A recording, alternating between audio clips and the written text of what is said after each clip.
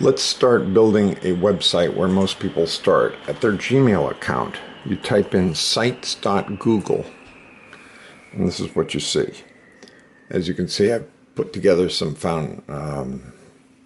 very few right now. I've got one website up right now. Hit this little button that says create, and this template comes up. Well, I like the blank template, and this is going to be Steve Sample Portfolio. I'll call it Digital Portfolio. And ejemplo. How about that? And I'll be Esteban. Why not that? Now, what instantly happens after I've typed in this is that it takes those letters and drops it right in. So you can change what it actually looks like. It might be easier to remember Esteban DP or something like that. That's what I'm going to put. So select a theme, and then you say you're not a robot. And then go back up and click on create the page. Now, somebody already has this, so I'll add the number 1. How about that? And I think we're in, because, let's see, does anything hit the create site? No, somebody else has it. Sometimes it takes a while to get the name that you're looking for, or the number. It's spinning, so that's a good sign. You can go and find other templates. I'm just showing you if you're starting from absolute scratch. This is the digital portfolio for a particular student. So let's set up. On the upper right, let's go out. Look on the upper right. You're going to see these parts here. There's the share button. And this right here is the edit. This right here is the settings. You can go in here for settings and to save it as a page template. That might be something we could eventually do. Let's just go in and set up this home page. We basically want the home page to have a layout with links across the top. So that means choosing a different layout. On the left, you have insert, which is usually used for the image and the YouTube. We have formats. It gets a line left or a line right. You can make a table, and then you have layouts. I like choosing the one column, and this little box shows up. So then I can put maybe something like projects and blog. So we want 4 reflections. Personal history, maybe. History. That personal history workbook could be one of the projects. But if you like Enrique Gonzalez's work, you find out that starting with the personal history of the student will then allow the other areas to blossom. So this personal history workbook may in fact be more important and deserves its own location. You could have contact me. And you could just have social media in general. And then it leaves space for other people to go in. I prefer making all of these at least 18 point because it's easier to see. I mean, I've got older eyes, I suppose. So you go ahead and say, welcome to my blog, I guess. Welcome to my digital portfolio. Managed by S. McCrae. Many posters at gmail.com. Okay, now that means they have someone to write.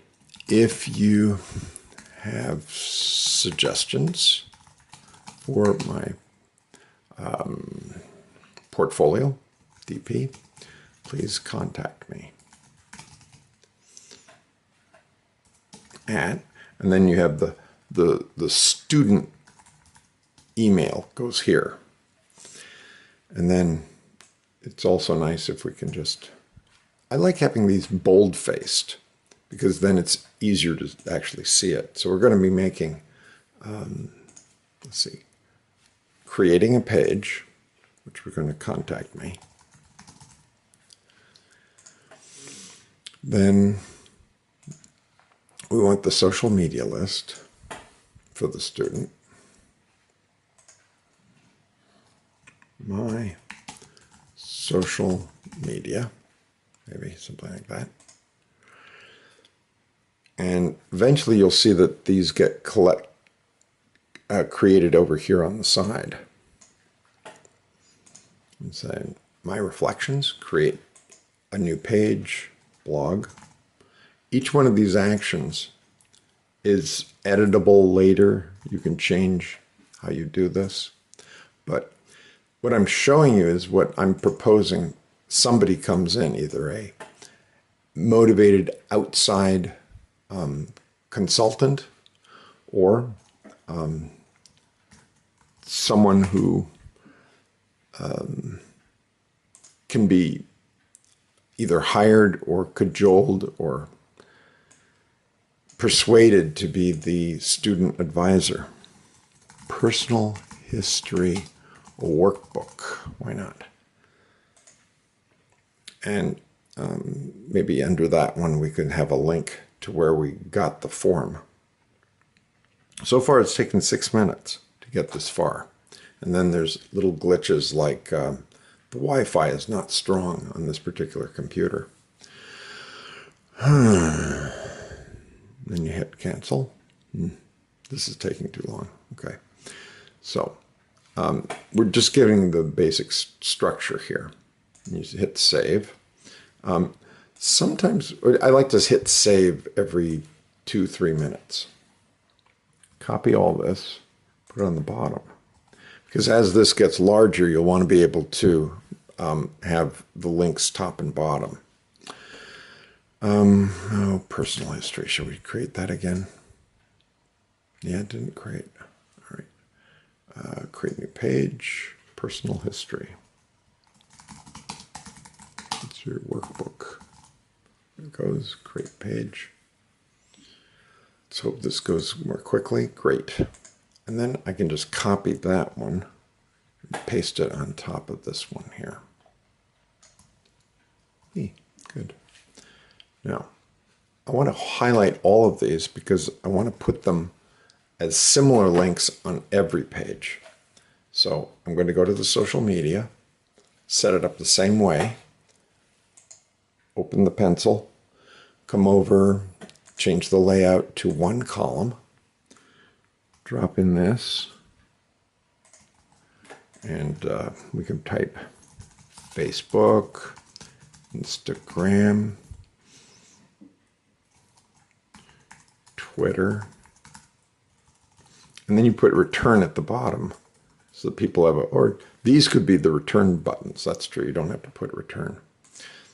And the concept is these are photos and videos that are important to me. I invite you to like,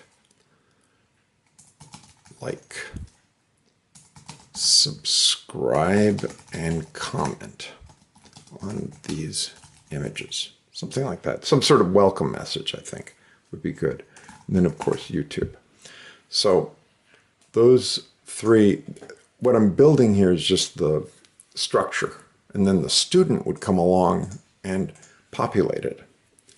And if the student had previously sent by email these links to go to, that's where I would fill them in. So let's just go to Facebook. And I'll find my info. There it is. Bink. I'm the guide on the side. Now, I can just go and plop that in.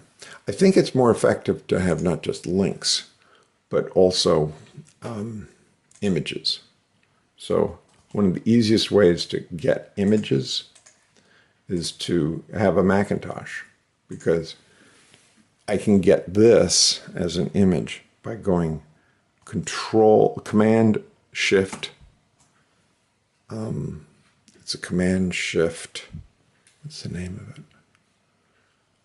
I think it's something like Command Shift 4. That just took a picture of that. Throws it to the desktop, and now I can drop it right here. I'm going to insert an image and upload the image. Just go and find it. There it is. And the standard sizes of images are straightforward. We've got, large. I've got small, and maybe medium would be worthwhile. Then I want to push it to the right and make it blended in so that it's not separated, it's blended here.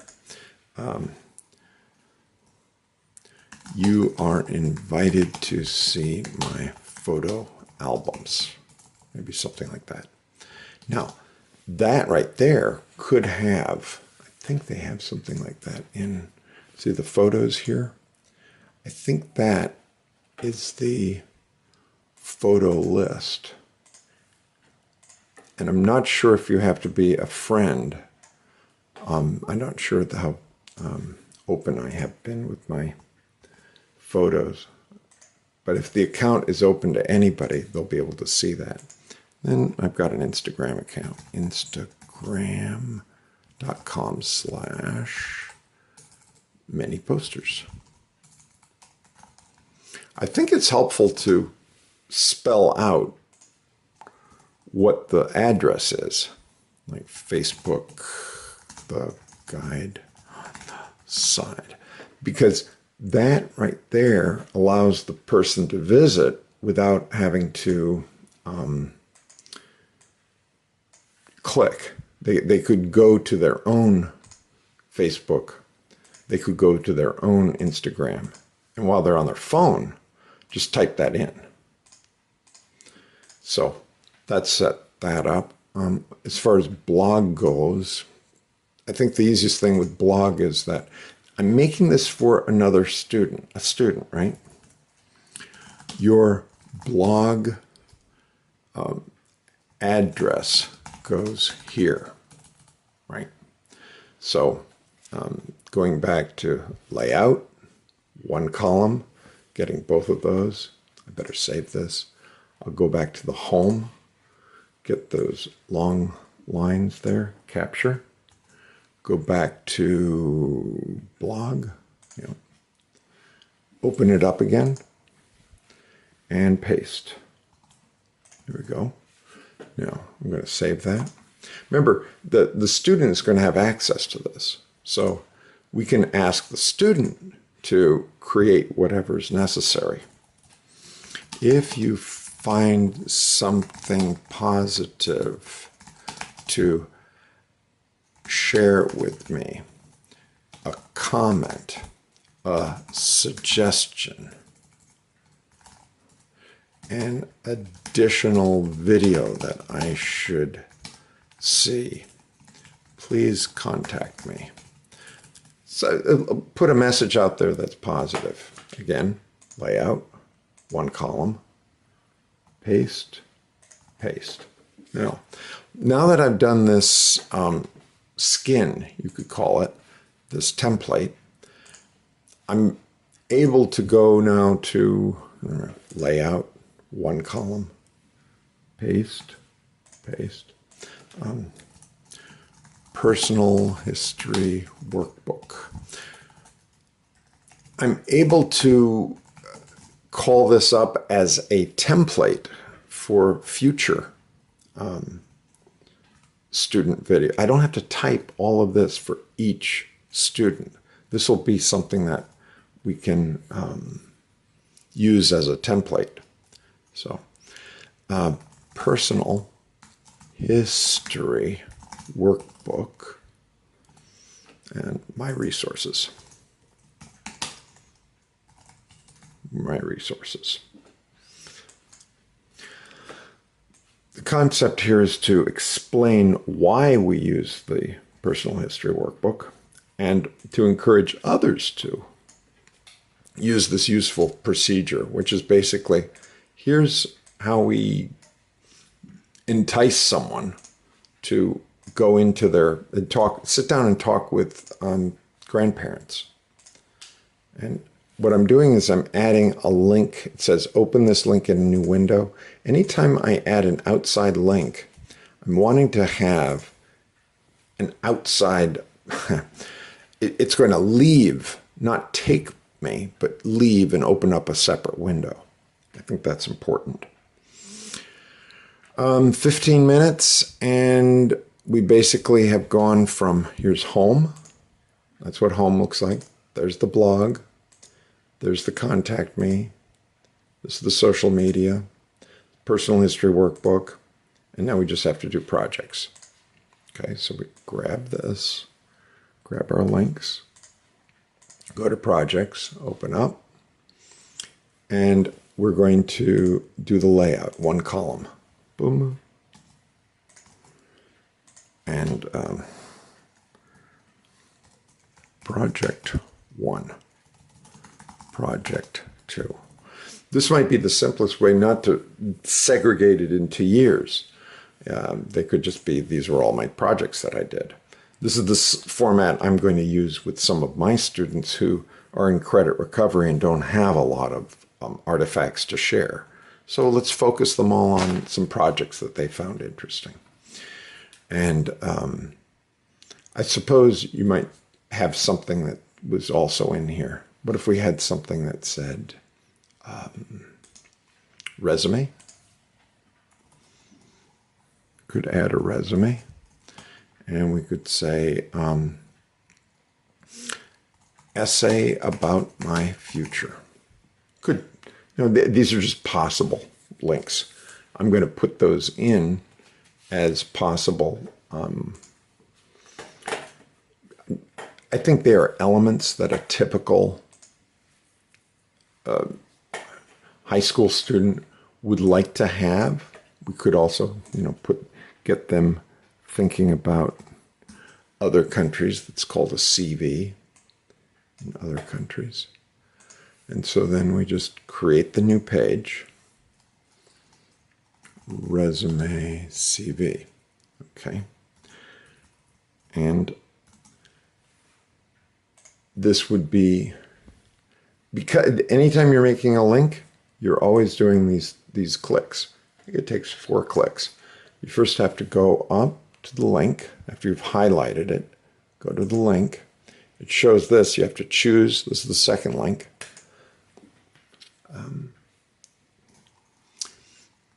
Essay about my future. Could have a different name, of course. And the essay could change. That's what's interesting. Okay, and then you save it. And maybe that's something that's not necessarily at the top of every page, but let's see, what else can we do here? I guess we ought to go to the essay about my future, set it up, do the layout, 1 column, bam, bam, and I want to be a mommy. That was the essay that a kid in St. Thomas Aquinas told me he wrote. And he was a male student. He was 17, and he wanted to get into the film production. And he said that there's certain things about being a mother, the process of creativity and sustaining something, that he admires. And when I read that essay, I just wanted that kid on my campus. A single essay. I wouldn't have had to know anything else, but he had the guts to use that word. I want to be a mommy. The essay goes here. So this sort of tells the student this is what you're going to be doing. Okay, you hit save. And then just resume. Your resume goes here. And so it's like building some empty boxes. And then the student comes along and either emails me so I can post them in, or learns how to post them here. Resume of work experience, skills, objective maybe. I don't know, something like that. And you hit save. Now here's the big kicker. This thing works because of the blue share button on the right. Okay, here's where it comes in happy. I'm going to hit share. Then it comes over here, and this is important so you can look. I'm going to email the student, and they can edit. There are some choices here. You know, they could say they can view, but I'm saying they can edit. So I'm going to mail this to, you know, the student, and maybe his teacher, and maybe the list of the, what would it be? That one could be someone else. So that's sent. That right there shares whatever we're making here. And so these people have access now to editing the website. And that could be the principal of the school as well. So I hope this has given you an overview of what's possible using a Gmail account, something called Google Sites, and links to the students' videos. This took 22 minutes. Thank you for your time.